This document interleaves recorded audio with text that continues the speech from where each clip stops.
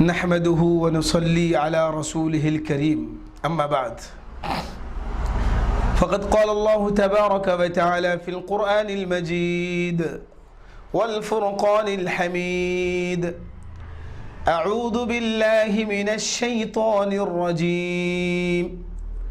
بسم الله الرحمن الرحيم وعهدنا إلى إبراهيم وإسماعيل أن طهرا بيتي للطائفين والعاكفين والركع السجود.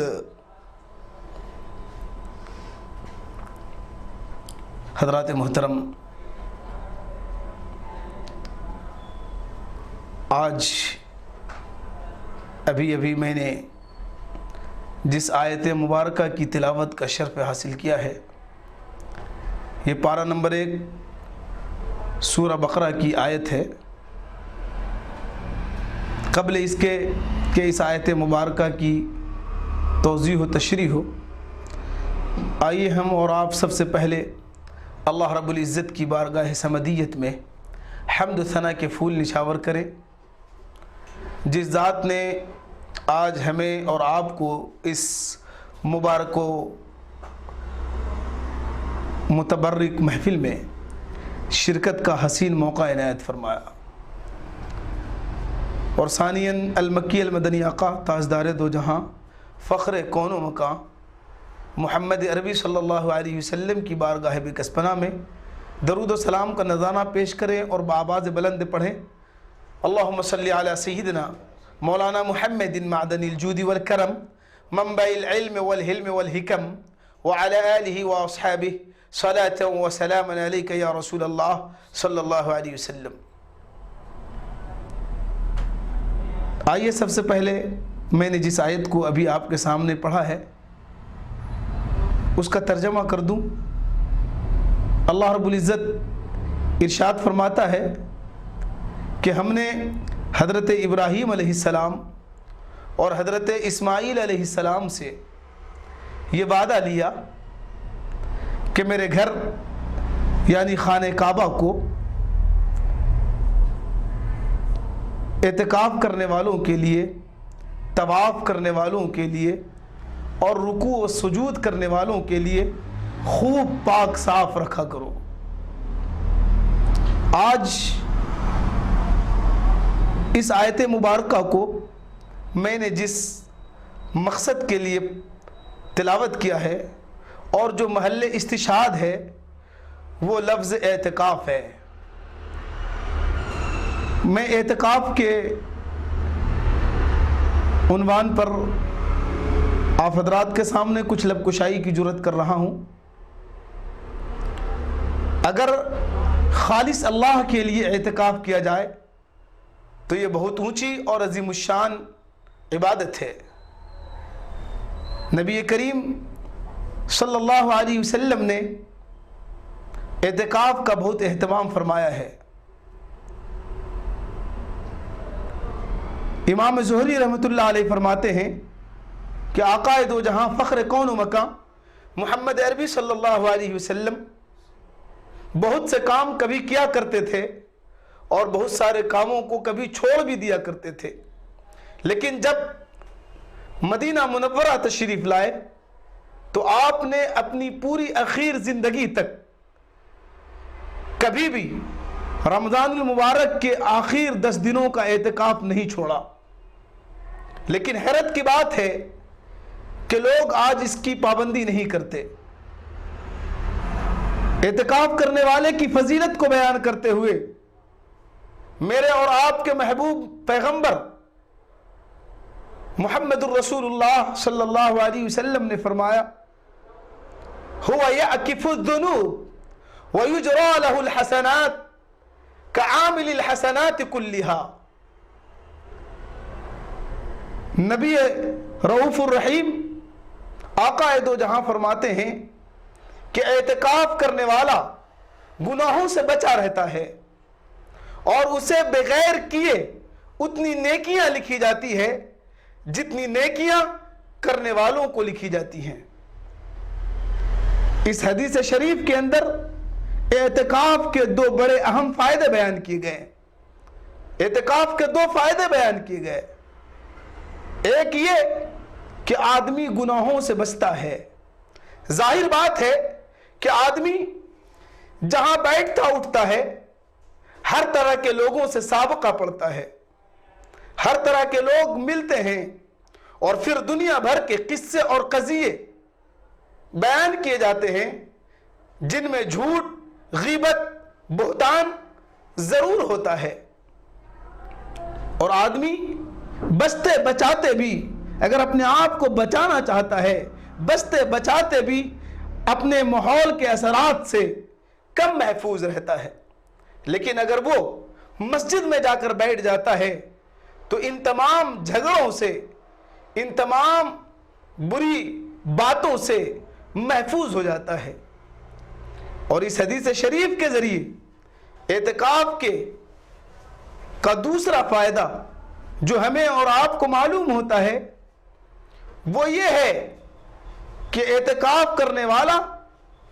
کوئی نیکی نہیں کرتا، لیکن ان نیکیوں کا ثواب بھی اس کے نام اعمال میں لکھ دیا جاتا ہے۔ ان نیکیوں کا ثواب بغیر کیے اسے دیا جاتا ہے۔ حقیقت یہ ہے کہ اللہ تبارک و تعالی اب بہانہ ڈھونڈتا ہے کہ کوئی بہانہ مل جائے اور اللہ تبارک و تعالی اپنے بندوں کو نواز دے۔ پتہ یہ چلا، معلوم یہ ہوتا ہے کہ اللہ تبارک و تعالی نے عطا کا فیصلہ کیا ہے، اللہ دینا چاہتا ہے، اللہ نوازنا چاہتا ہے، لیکن کسی نہ کسی بہانے سے دینا چاہتا ہے۔ چونکہ اعتکاف کرنے والے بہت سارے نیک کام نہیں کر پاتے، مثلا نماز جنازہ میں شرکت، بیماروں کی عیادت صرف اس لیے نہیں کر سکتے کہ انہوں نے مسجد میں اپنے آپ کو گھیر کر رکھا ہے۔ بندہ یہ نہ سوچ لے کہ اعتکاف کیا کیا، سینکڑوں نیک کام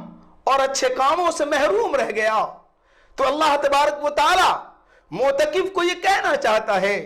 کہ اے میرے بندے، تم مایوس نہ ہو، تم نے اعتکاف کر کے ان ساری نیکیوں کو بھی سمیٹ لیا ہے جو تم نے نہیں کیا، میں نے تمہارے لیے ان نیکیوں کا ثواب متعین کر دیا ہے، طے کر دیا ہے۔ جو نیکی تم نے نہیں کی ان نیکیوں کا ثواب بھی تمہیں دیا جائے گا۔ کتنا اچھا موقع ہے۔ ہو سکتا تھا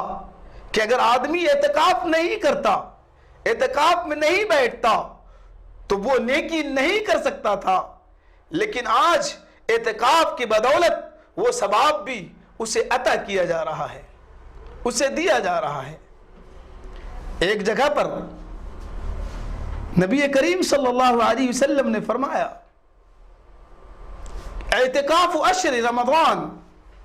کحجتین و عمرتین، رمضان المبارک کے اخیر 10 دن کے اعتکاف کا ثواب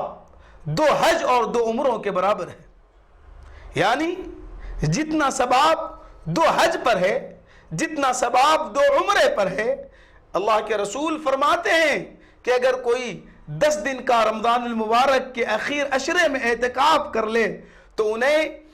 2 حج اور 2 عمرے کا ثواب دیا جائے گا۔ اور ایک حدیث شریف میں میرے اور آپ کے محبوب نبی نے فرمایا کہ اگر بندہ 1 دن کا اعتکاف اللہ کی رضا کے لیے کر لے تو اللہ تبارک و تعالی جہنم کو اس بندے سے آسمان اور زمین کے فاصلے سے 3 گنا زیادہ دور کر دیتا ہے، یعنی اسے جہنم سے کوئی واسطہ نہیں رہتا۔ حافظ ابن قیم رحمت اللہ علیہ فرماتے ہیں کہ اعتکاف کا اصل مقصد اور اعتکاف کی روح یہ ہے کہ بندہ اپنے دل کو اللہ کی پاک ذات کے ساتھ وابستہ کر لے، ساری چیزوں سے الگ تھلگ ہو کر اسی کے ساتھ مجتمع ہو جائے، ساری مشغولیات کے بدلے میں اس ذات کے ساتھ شامل ہو جائے، اس کے غیر سے منقطع ہو کر، دور ہو کر اس کی ذات میں ایسا لگ جائے کہ اس کے خیالات و تفکرات میں بھی اللہ کی محبت سما جائے،